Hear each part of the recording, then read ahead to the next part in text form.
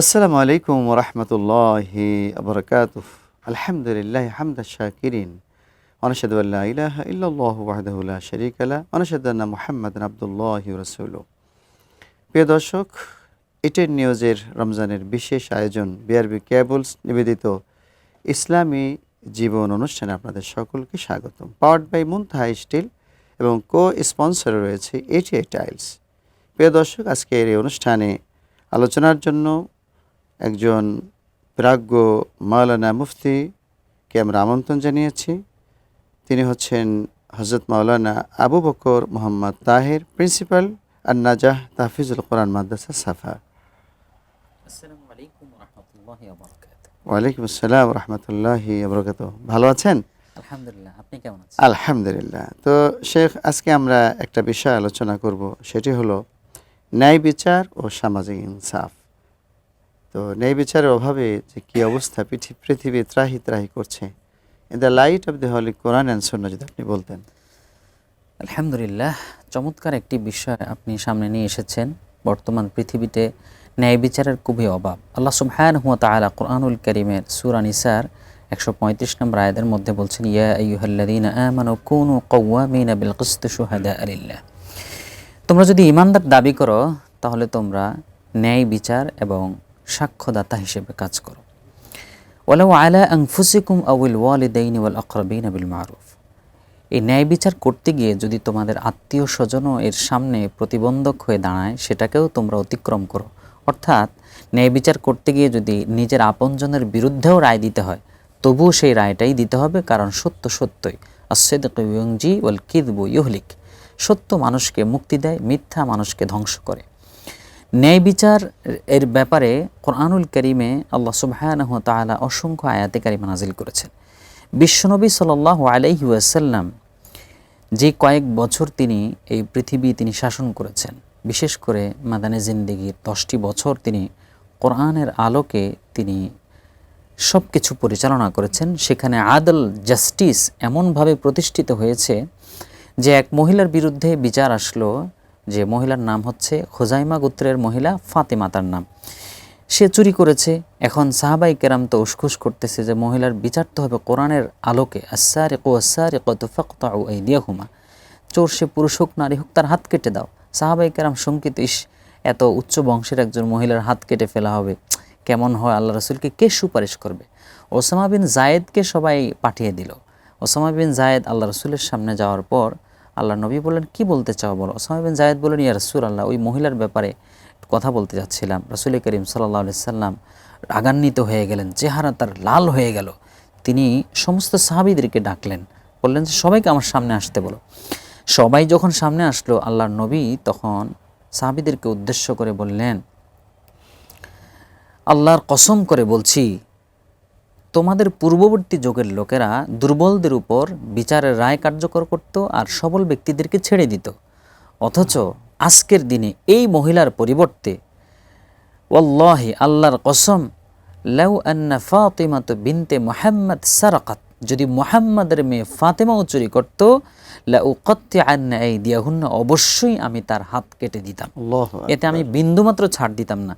দেখুন কোরআনুল কারীমের আয়াতের আলোকে, আউল ওয়ালিদাইনি ওয়াল আকরাবিন, তোমাদের পিতামাতা অথবা নিকট আত্মীয় কেউ যদি এই ধরনের অন্যায় করে, তবুও তাকে ছাড় দেওয়া যাবে না। সঠিক বিচারটা তার ক্ষেত্রে করতে হবে। ন্যায় বিচারটা এখানেই। এবং ন্যায় বিচার যারা করে তাদের পুরস্কার দুনিয়াতে যেরকম রয়েছে, আখিরাতেও সেরকম রয়েছে। রাসূল সাল্লাল্লাহু আলাইহি ওয়াসাল্লাম বলেছেন, সাবআতুন ইয়াযিল্লুহুমুল্লাহু ফি যিল্লিহি ইয়াওমা লা যিল্লা ইল্লা যিল্লুহু। হাসরের মাঠ যেদিন কায়েম হয়ে যাবে, যখন সূর্যের তাপ মানুষের কাছাকাছি চলে আসবে, আরশের ছায়া ব্যতীত আর কোনো ছায়া যেদিন থাকবে না, সেদিন ওই আরশের ছায়া ভিআইপি গ্যালারিতে 7 শ্রেণীর মানুষকে আল্লাহ জায়গা দিবেন। এর মধ্যে 1 নম্বর আল্লাহর নবী বললেন, ইমামুন আদিল, ন্যায় বিচারক যিনি, তাকে আল্লাহ তাআলা সেখানে জায়গা করে দিবেন। সুবহানাল্লাহ। শেখ, আপনি বলতেছিলেন ন্যায় বিচারের বিষয়ে। আমরা তো হযরত ওমর রাদিয়াল্লাহু তাআলা আনহুর ছেলের বিচারের বিষয়টাও জানি।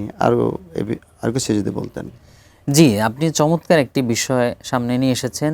ন্যায় বিচারের দিক থেকে সাইয়্যিদনা হযরত ওমর রাদিয়াল্লাহু তাআলা আনহু, তিনি এমন ন্যায় বিচারক ছিলেন যার নিজের সন্তানের বিরুদ্ধে মাদক সেবনের একটা অভিযোগ আসলো, অথচ সেটা মাদকও ছিল না, সেটা এক ধরনের পানীয় ছিল যেটা অতিরিক্ত খাওয়ার কারণে হয়তোবা তার ভিতরে সামান্য কিছু মাদকতা সৃষ্টি হয়েছে, তারপরেও সেখানকার গভর্নর কিন্তু এর বিচার করেছেন। এই বিচার ওমর রাদিয়াল্লাহু তাআলা আনহুর কাছে মনে হয়েছে যে বিচারটা তুমি গোপনে করেছো, এটা প্রকাশ্যে করা দরকার ছিল। অর্থাৎ আল্লাহ তাআলার বিচার এটা তো হক, এটা সঠিক, এটা সবাই জানবে এবং প্রকাশ্যে হলে অন্যরা এর থেকে শিক্ষা নেবে। সুতরাং তোমার বিচারটা আমার ভালো লাগেনি, আমি নিজে বিচার করব। সূরা নূরে আল্লাহ পাক বলছেন যে ওয়ালিয়াশহাদ আযাবাহুমা তাইফাতুম মিনাল মুমিনিন। আল্লাহ সুবহানাহু ওয়া তাআলা এখানে ওয়ালিয়াশহাদ আযাবাহুমা তাইফাতুম মিনাল মুমিনিন, মুমিনদের ব্যাপারে বলছেন যে একটু গ্রুপ যেন আযাবটা দেখে, তারা যেন দেখে যে এই শাস্তির পেতে হয় এই অপরাধটা করলে। এই প্র্যাকটিস কিন্তু সৌদি আরবে রয়েছে। তারা প্রকাশ্যে বিচার করে, বিশেষ করে মসজিদের পাশে মানুষ জুমার পরে এই কাজটা করে। হ্যাঁ, জুমার পরে এই কাজটা করে। হযরত ওমর রাদিয়াল্লাহু তাআলা নিজের হাতে সেটার বিচার করলেন। ইসলামের ইতিহাস যদি আমরা ঘাটাঘাটি করে দেখি তাহলে দেখব ন্যায় বিচারের ক্ষেত্রে ইসলাম খুবই কঠোরতা অবলম্বন করেছে। ভারতীয় উপমহাদেশে একটা বিষয় যদি আমরা করি, আজকে যে বিশ্বে দুর্নীতি, রাহাজানি, মারামারি, কাটাকাটি এগুলো হচ্ছে, এগুলো এত বেশি বৃদ্ধি পাওয়ার কারণটা কি? এত বেশি বৃদ্ধি পাওয়ার একটাই কারণ, সেটা হচ্ছে বিচার করার ক্ষেত্রে পার্সিয়ালিটি করা। যখনই বিচারের বিষয়টা সামনে আসে তখন দুইটা দিক সামনে চলে আসে। এক হচ্ছে আমার নিজের দলের লোক, আরেক হচ্ছে আমার নিজের আত্মীয়, কাছের মানুষ। এই দুইটা প্রতিবন্ধকতা আমাদের সামনে আসার কারণে কখনো কখনো আমরা ন্যায় বিচারের ক্ষেত্রে দুর্বল হয়ে যাই এবং ন্যায় বিচারটা আমরা করতে পারি না, যার ফলে পৃথিবীতে এত রাহাজানি, খুন, হত্যা, ধর্ষণ দিন দিন বেড়েই চলেছে, এগুলো কমছে না। এমনও কিন্তু দেখা যায় যে হত্যাকারীকে মাফ করে দেওয়া হচ্ছে। সুপ্রিম কোর্ট থেকে এর ফাঁসির রায় হলো, এরপরে প্রেসিডেন্ট মাফ করে দিলেন। এটা কিন্তু ইসলাম অ্যাকসেপ্ট করে না। প্রেসিডেন্টের রাইট নাই যে একজন হত্যাকারীকে মাফ করে দিবে। এই আইনটা কিন্তু মানে ইসলামের সাথে সাংঘর্ষিক। অথচ দেখেন ন্যায় বিচার না হওয়ার কারণে ইসলামের ইতিহাস কি বলে যে ভারতীয় উপমহাদেশের একজন বাদশাহ মোহাম্মদ বিন তুগলক, তিনি জানতে পারলেন যে এক হিন্দু যুবকের ব্যাপারে অন্যায় বিচার করা হয়েছে। তিনি যুবককে ডাকলেন আদালতে এবং তার কাছ থেকে বিস্তারিত শুনলেন। শুনে তিনি তার শরীরের পোশাকটা খুলে দিলেন, খুলে দিয়ে তার সামনে পিঠটাকে উন্মুক্ত করে দিলেন এবং বললেন, তোমাকে পিঠে যে কয়টি আঘাত করা হয়েছে সেই কয়টি আঘাত তুমি আমাকে করো। এবং যখন যুবক করতে চাচ্ছিল না, তাকে জোর করে করানো হলো এবং তাকে বলা হলো আরো জোরে মারো। এভাবে করতে করতে তিনি রক্তাক্ত হলেন। যখন শেষ হয়ে গেল, এবার তিনি ওই যুবক কিন্তু কাঁদছিল এই ঘটনায়, কিংকর্তব্য বিমূঢ় হয়ে গিয়েছে।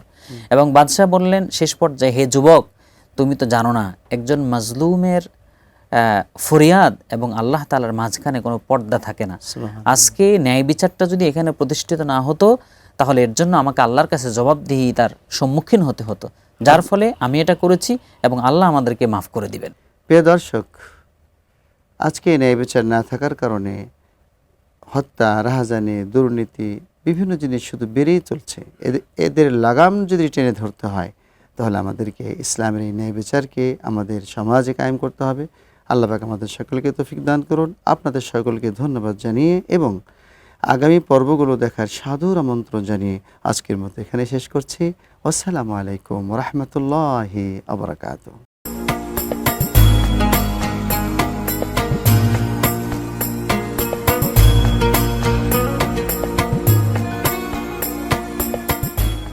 সৌজন্যে BRB cable, powered by Montaha steel, co sponsor ATI tiles.